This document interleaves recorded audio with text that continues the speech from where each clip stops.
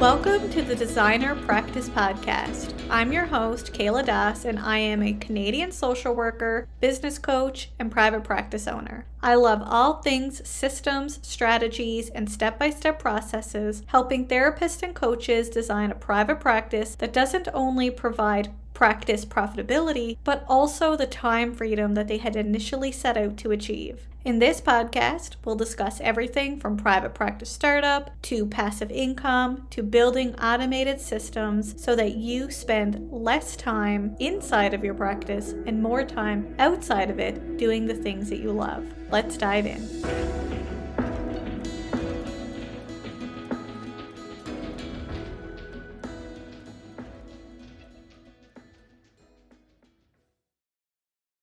If you love the Designer Practice Podcast, but you're unsure which topic to focus on first, take my private practice stages quiz. Whether starting a private practice is just a fleeting idea or you're a seasoned practice owner, knowing which stage of practice that you're in can help provide insights about your unique challenges and give you clarity about which steps to take next to move forward. By taking the private practice stages quiz, you'll discover which stage of private practice you're in, the challenges that you face, and steps and strategies to manage and overcome those challenges through a personalized playlist of the Designer Practice Podcast that discuss these topics. So what are you waiting for? Take our free quiz by heading to kayladas.com/private practice stages. That's kayladas.com/private practice stages, or simply scroll down to the show notes and click on the link. Welcome back to the Designer Practice Podcast, and I'm your host, Kayla Das. Are you a therapist looking to hire therapists into your practice? Or a therapist looking to be hired into a group practice? If so, you may have wondered, what is a fair therapist payment split? Although there's no specific rule for how much or how little therapists should be paid when being hired by group practices, there are some reasonable guidelines that can help you determine what fair therapist payment splits may look like, and some considerations to think about when either setting therapist payment splits or accepting one as a therapist. Unfortunately, throughout my business coaching career, I've heard too many stories of unfair expectations of therapists in group practices. And I hope that this episode will help provide some insight into the makings of an equitable and fair therapist payment agreement between practitioners and group practices. In saying that, I do think that most practices make the decision on a payment structure innocently and without the intention of being inequitable in any way. In fact, I've noticed that many group practices make the decision on their payment structures and their therapist payment splits before they even make any decisions about the hiring process or the benefit split ratio, which we'll discuss later in this episode.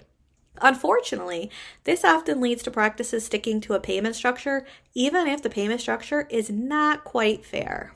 In addition, as many therapists are much more familiar with being an employee versus being an independent contractor, it's actually quite common for group practices to view the contractor from the mindset of an employee instead of an independent contractor, which has many implications. And I actually have an episode all about that. It's episode 38 of the Designer Practice Podcast called Employee versus Independent Contractor, which is best for your practice.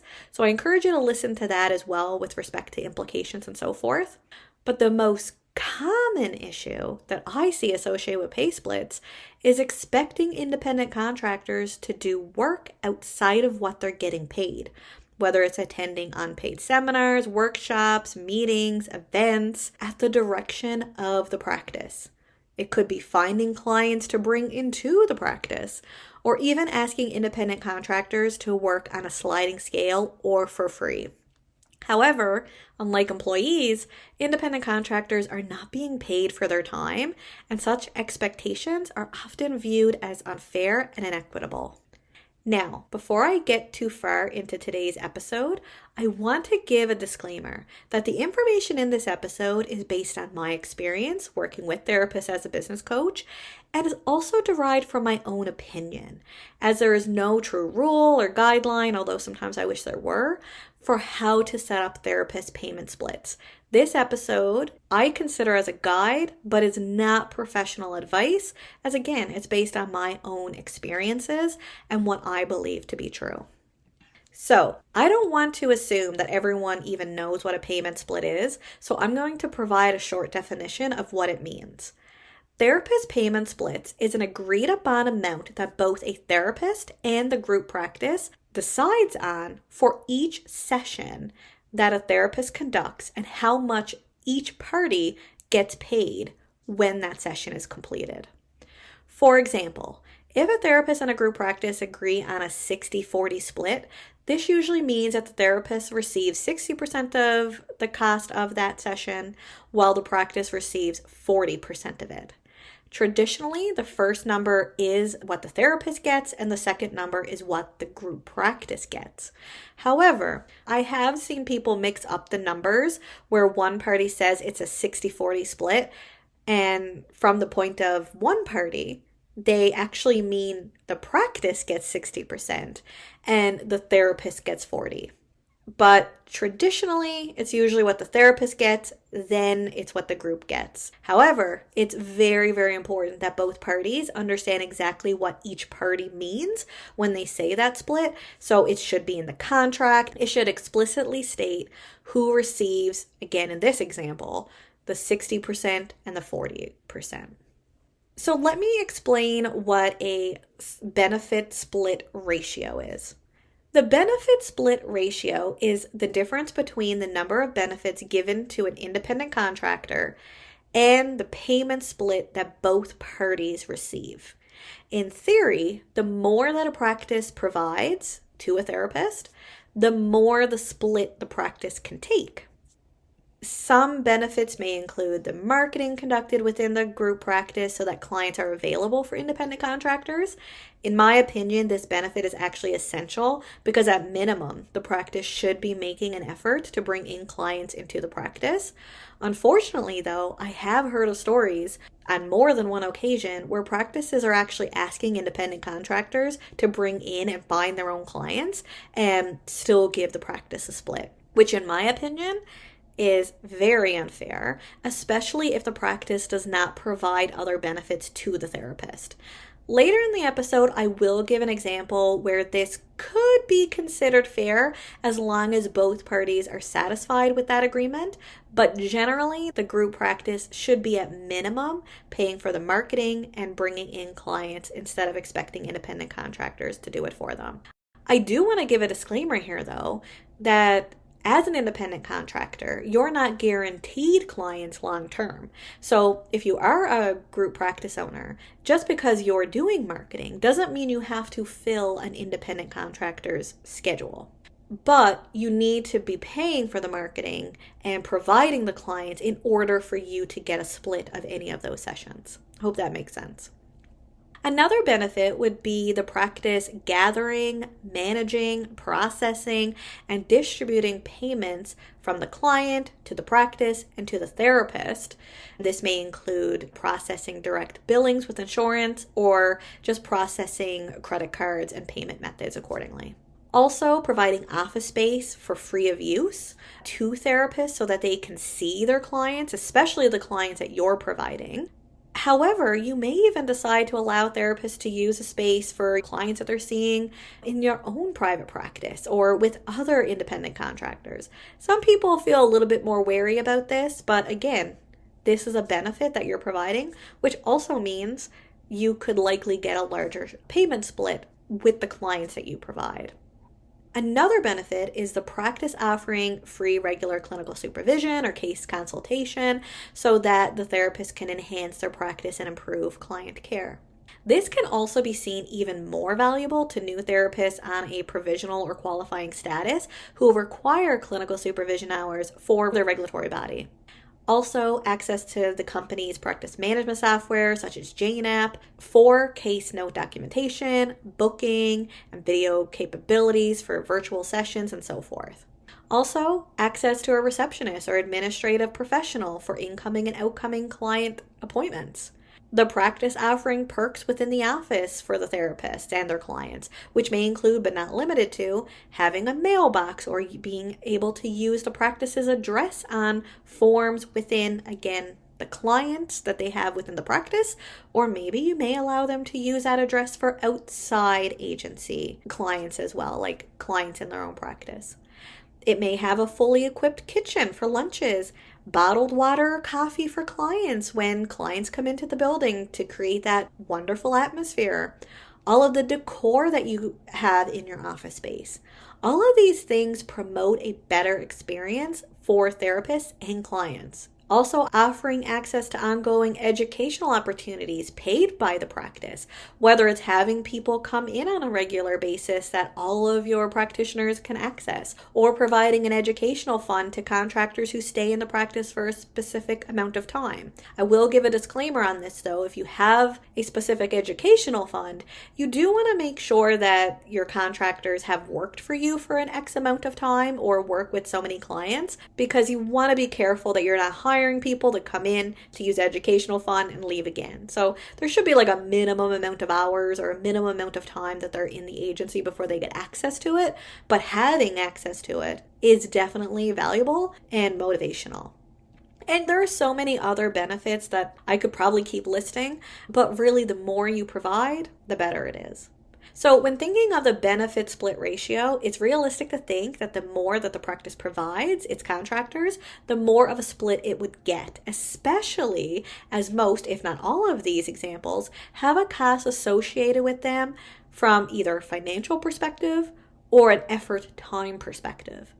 Let me give an example. If a group practice owner hires someone to do the billing, that costs money. So that's a financial impact to the agency. However, if a group practice owner decides that they're going to do the billing themselves, that might cost less financially than having an administrative assistant do the work. But the practice owner's effort is still valuable, and it takes away from them making money in other areas of their practice. So overall, the billing is still a benefit regardless of the time or a money perspective. So I often get the question, what is common therapist payment splits? The most common therapist payment splits that I often hear in the field is either an 80-20 split, a 70-30 split, or a 60-40 split. Of course, as I mentioned before, the contractor receiving the first number, which in these cases is the higher amount of the split per session. However, I have heard of 50-50, 40-60, and even a couple times a 30-70. Now, in my opinion, unless the practice is providing a boatload of benefits, including almost everything that I've mentioned previously, I think a 30-70 split where the therapist receives 30% and the practice receives 70% is very unfair. For example, if the practice charges $150 per session and again doesn't provide a whole lot of benefits outside of bringing in the client, and the therapist only receives 30 of the profit, that means that the therapist walks away with $45 and the practice gets $105. For an employee who is getting paid on a full-time basis, this may seem great. For an independent contractor, though, who lives from session to session, it's quite unfair, especially where the therapist has to also write their case notes, unpaid on their own time afterwards, as well as they often have overhead associated with their practice in some way, especially if the practice isn't providing everything else to them. Fortunately, I will say though, it's only been a couple times I've heard of the 30-70 split, so it doesn't happen as often, but in my opinion, I think it's quite unfair unless there is a lot of benefit to being in that practice. Another scenario that I've heard of in the past, which again, in my opinion, is unfair, is asking or requiring independent contractors to work on a sliding scale or for free. Although usually the sentiment of providing sliding scale or free services comes from the practice owner really wanting to provide accessible services for clients. And I totally understand that. That might be great if you have students coming into your practice. However, requiring independent contractors to work this way is quite unfair. And it's because we don't know everyone's life experiences, and depending on what the person has agreed upon in the contract, that's what they expect to get paid for every session. And they may not be able to afford adding, 1, 2, 3 free or sliding scale clients into their schedule. This is where I think the employee versus independent contractor mentality comes in. If someone is getting paid as an employee in an agency and still receiving a paycheck, regardless of what the practice decides that they will charge per client, it would be okay because the therapist at the end of the day is still making predictable living. Obviously, they can do their case notes afterwards and still get paid for it. However, as independent contractors do not get paid outside of their one-to-one sessions, asking someone to do even one free session a week can drastically impact their livelihood. We don't know if people are living paycheck by paycheck. We also don't know if next month there's going to be as many clients coming in through the door. And this is why it's really important, if you are a group practice, to be quite predictable into what you expect your independent contractors to accept, as well as to understand that free or sliding scales may not necessarily be realistic for most people. If you've ever struggled with the legal stuff in your business, I have 2 words for you: legal templates.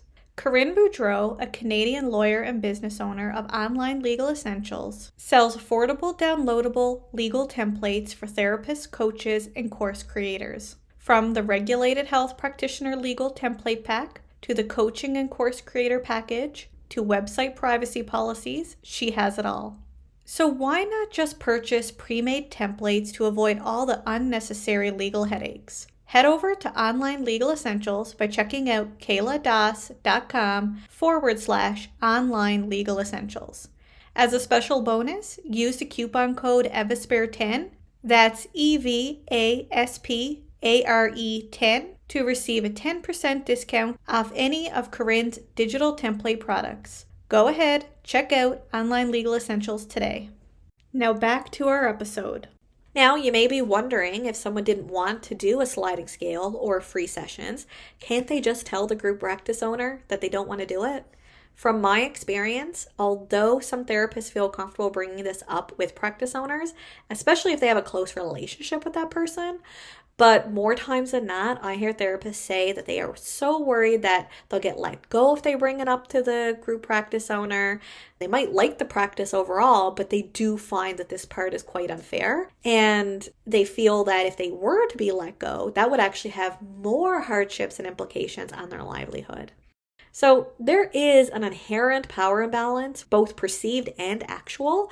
So more times than not, therapists stick it out until resentment gets so strong that they just decide to leave or find another group practice to work with. And if you're a practice owner, the last thing you want is therapists to resent working at your agency. It promotes a negative work environment, there's less productivity, unhappy therapists lead to unhappy clients, and overall, as a practice owner, it could lead to detrimental effects on your practice's efficiency, effectiveness, and overall reputation, both internally and externally. So by setting fair therapist payment splits, you're much more likely to have therapists feel valued and less resentful working with you. Okay, now let's discuss setting fair therapist payment splits. As I mentioned previously, there isn't a specific formula or guideline that you can follow.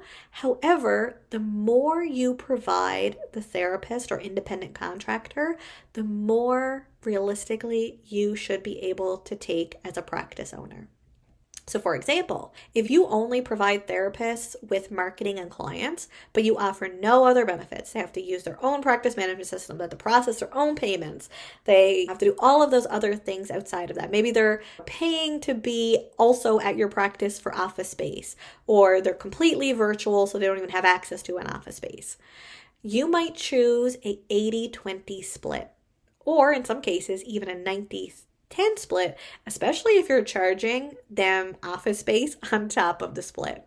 However, if you provide everything under the sun, and the therapist at the end of the day has zero overhead from working with you, and maybe you even allow them extra perks that help them with their own private practice, especially if your practice has a really great reputation and it has consistent clients coming in and out through the door, people are always going to be filled up.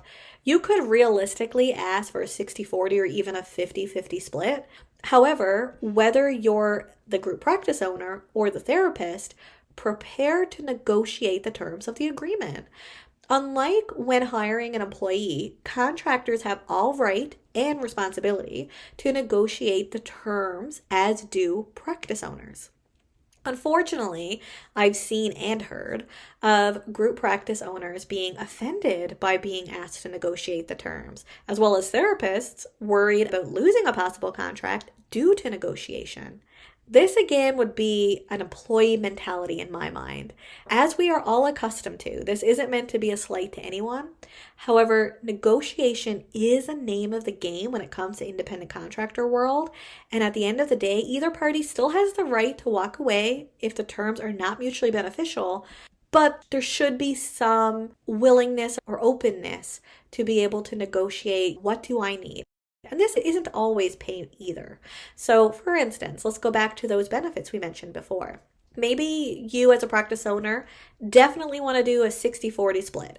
There's absolutely nothing someone can say that won't have you change that amount.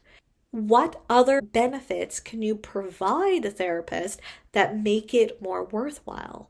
So this is where we could think about the negotiation is like maybe the therapist is a new therapist and they need clinical supervision hours to get fully registered and to move away from the provisional or qualifying status. That is something you could provide that's beneficial to them because they don't have to go outside and pay someone else to do that. So again, going back to negotiation, although I want to recognize that negotiation for either side can feel uncomfortable, it's much easier to negotiate the terms before the contract agreement has been signed than after. So, and again, this is for both parties. This isn't just the practice owner, this isn't just the therapist, but it's a lot easier to sit in that room and negotiate instead of sit there after and regret what you had signed. Now, I want to go back to the marketing example I mentioned in the benefit split section of this podcast episode. Although I believe that at minimum, practices should be providing marketing, there may be a situation where a therapist brings their own clients to the practice that could be considered fair to both parties. So let's say that you have a practitioner who has existing therapy clients in the practice, but they've realized that they really dislike the billing process. They don't really want to keep the cost of practice management software. There's just so many benefits that you could provide, and they just would rather to move away from doing those things on their own. You may have a therapist come to you, or you can even also offer new independent contractors the ability to bring existing clients, should they want to the practice. Going back to if a therapist comes to you, they may say, hey, is it okay if I bring my clients with me so I can use your billing services and all this? In this case, the therapist is asking the practice owner, and the expectation is not on the therapist to bring the clients, especially long-term, right? They're not long-term going out and finding clients for you. Even if you offer that, ensure that it's like an offer and not necessarily like we expect it. Because I think there's a difference between an expectation and an offer. And it would be even more equitable and fair if the practice owner then offers the therapist a higher percentage of the payment split for the clients that they bring in, because the practice themselves didn't go out and find them. But the practice also benefits from the existing relationship that the therapist has with that client. So let me give you an example. Let's just say that you have agreed that all the clients that are given to the therapist by the practice is paid at a 60-40 split. However, if someone brings in clients, you may say, I would give you an 80-20 split since I didn't actually go out and find these people. But then the 20 split also helps pay for your practice management software and any other benefits that you provide. That can be seen as quite fair and equitable because now, you are still getting the benefits because you're going to have to pay for that practice management software anyway. You're probably still paying for the space or whatever other benefits you're giving, but now you get some benefit, but you also recognize that you didn't do the work to get this client. So just having them in your practice is great, especially long-term, because we're saying 80-20 split, but that is 80-20 split per session. So if this person already has an existing relationship with a therapist, then it's really good because they're probably going to keep seeing this therapist. So an offer versus an expectation may be where it is fair, but also respect when someone doesn't want to do that. So there you have it. These are my thoughts and considerations on creating fair therapist payment splits. Regardless of whether you're the contractor or group practice, know that most of the time an unfair payment split is not intended to be unfair and equitable. It's usually developed with little guidance or direction, especially at the beginning of the process, of what is a fair payment split. Usually, and I see this in social media groups all of the time, is people saying, what should I charge as a payment split? And I will say more times than not, you'll see people say 60-40 as the most common. But that's only fair if you're providing a lot of benefits, right? So I think that there's little direction in our field about what is considered fair. So this is my purpose of today's episode, is to think about some of these things. I also think that almost all of us started off as employees initially. So we do come from an employee mentality. It's ingrained in us, especially when we used to get paid, $20 to $30 an hour as a therapist, as an employee. Anything above that seems really high. I know, myself included, when I was starting to get paid in private practice $150 for one session, that seemed like it was very, very high. But the difference between a contractor and employee is that contractors have so much more overhead and costs associated with being a contractor, including the unpredictability of getting clients from any group practice. Like, of course, unless the group practice has a very good reputation, bringing in clients all the time, often independent contractors still have to supplement their income outside of the group practice. Whether it's in their own private practice, whether they have a side hustle, whether they take a side job, or they work for another group practice. So making more per hour helps balance out the cost and the unpredictability that may arise with receiving clients now or in the future. The one other thing that I didn't mention in this episode is how much each session is. So for instance, if a group practice is charging $200 an hour, that's a lot different than if they're charging $100 an hour. So a 60-40 split for $200 an hour is going to be a lot more than a 60-40 split for $100 an hour. So even though when we talk about the splits, there's so many other considerations to think about, both as a group practice owner, as well as a therapist coming in and accepting a position within a group practice. Anyway, I hope that this episode was helpful. If you did find it helpful, or the Designer Practice podcast overall, I would appreciate you sharing this with anyone you know who you think might need to listen to this episode or the podcast. Also, if you're listening to the podcast on a major podcasting platform, I would really, really appreciate if you followed our podcast on these platforms and give an honest review of our podcast as a whole. Until next time, bye for now.